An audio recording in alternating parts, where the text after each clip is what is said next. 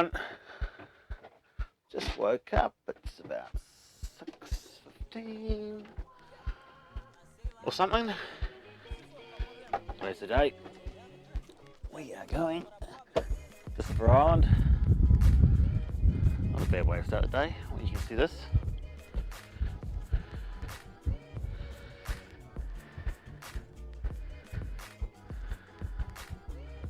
Pretty calm. There's probably a light, not probably, there is a light breeze coming from whatever that way it's saying up there on the mast, the Portiero thing. Anyway, this guy needs coffee.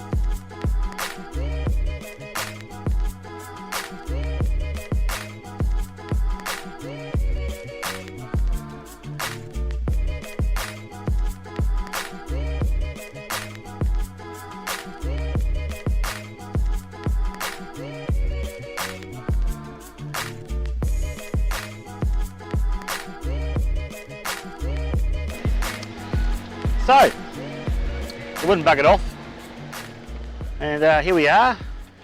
Motor sailing along on glassy seas.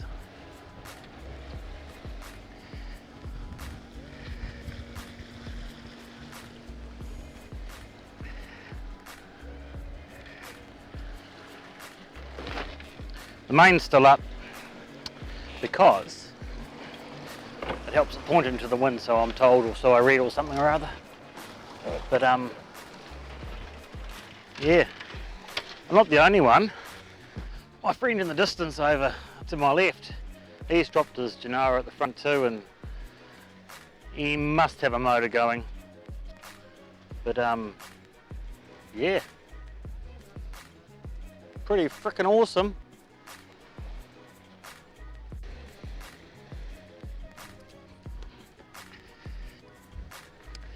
That island there, that's where we're heading.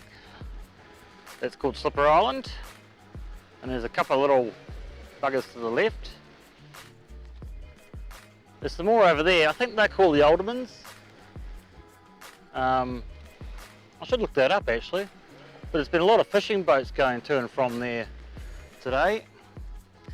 And back over our shoulder, we can see Mare Island, which we passed around 11 this morning, 11:30. So, yeah. We're just rocking along. Rocking along with our mate over there who's been out there hugging the coast for the whole trip. Where is he?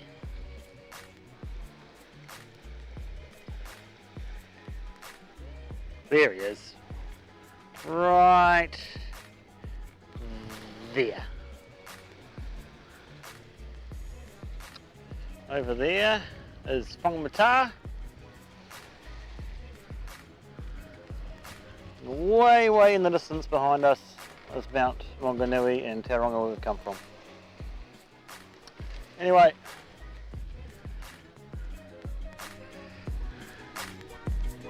I might go back to keeping an eye out and driving this boat.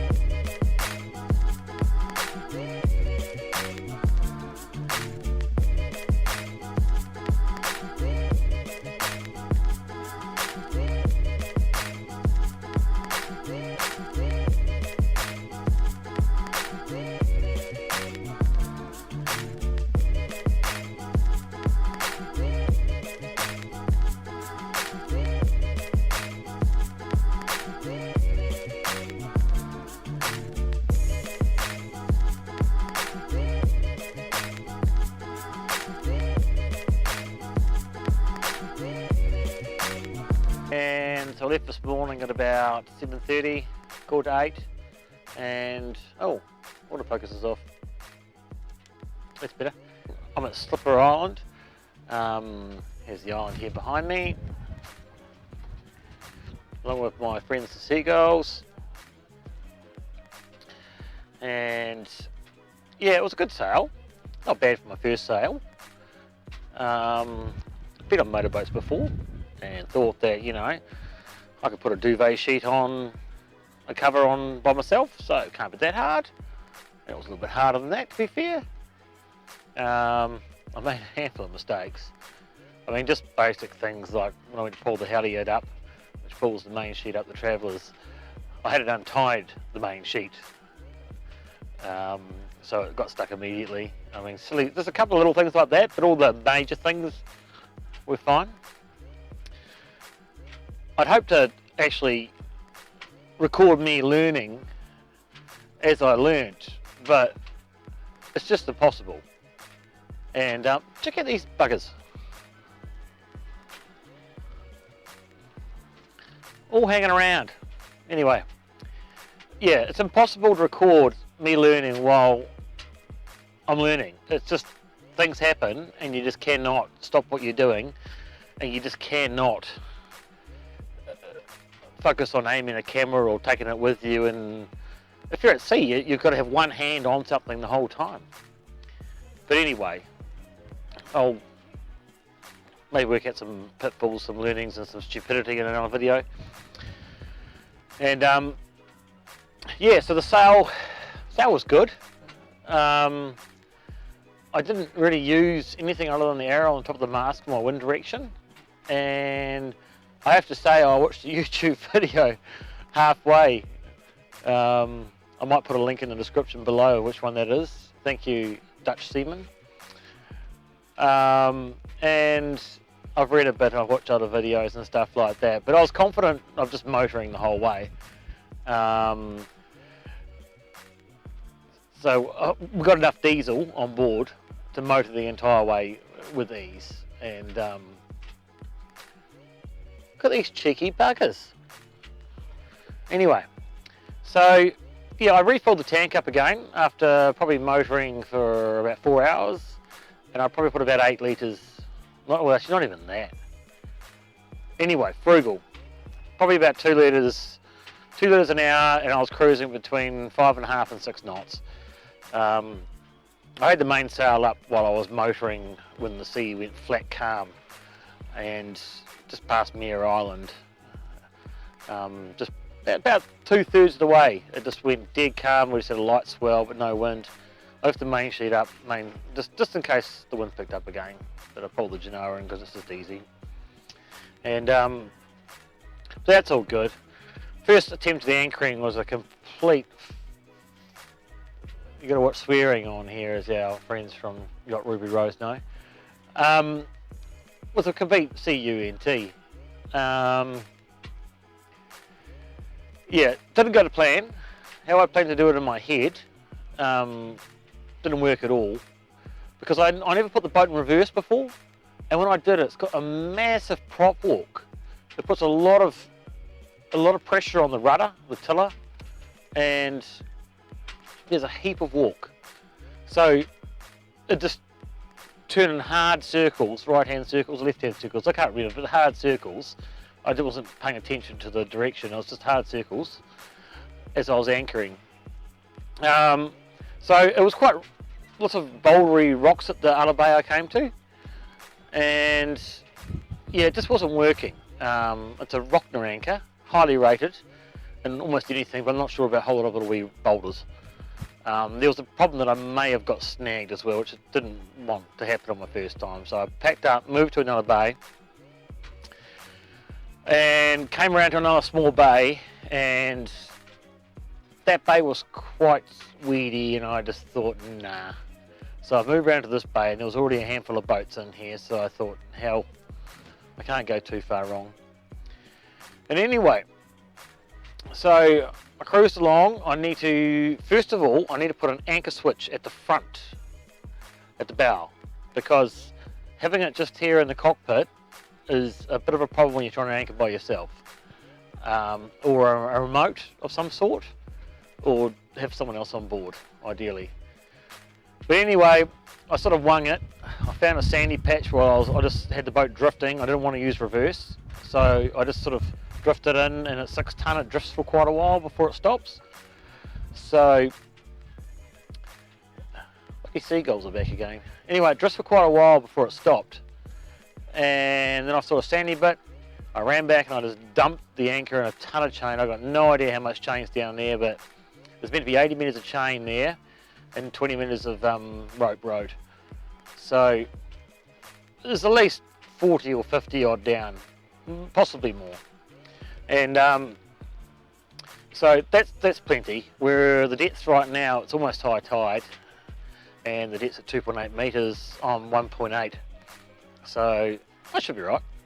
If not, I'll feel a bump at some stage. And yeah, so that's plenty of, I think they call it catenary. Anyway, plenty of angle. It's a huge Rockner 15. This is a 9.5 metre long yacht that weighs about 6 tonne. So I'm sure all the mathematicians out there will probably go and analyse that and tell me I'm probably just okay or under or maybe over, who knows. But from the reading I did, that's the right anchor for this. So anyway, anchoring first time. Put your boat in reverse before you ever need to use your boat in reverse.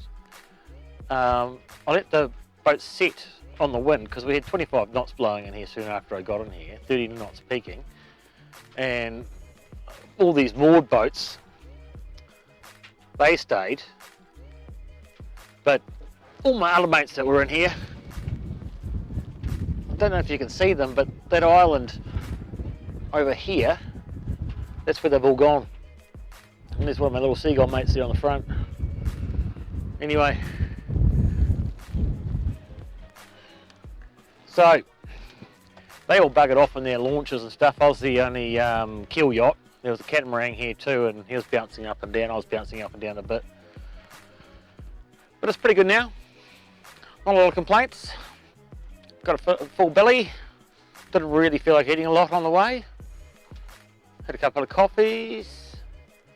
Looking forward to a sleep. And I'm going to head off early tomorrow to Mercury. I was planning to go to just Mercury, Peach Grove, or one of the bays tomorrow, but I'm checking the weather. I think I should probably leave here at about 4 AM or so, and well, that's the plan. Ain't going to happen. Let's be real here. 5 AM top earliest, and head for Great Barrier. I've just worked out a new route on the OpenCPN app, and that's 60 nautical miles and approximately 12 hours, and that's probably quite doable. So yeah, we'll see. Leave early when we get to the Mercury, Great Mercury Island. We'll just go from there. And yeah, anyway, enjoy the sunset. I am.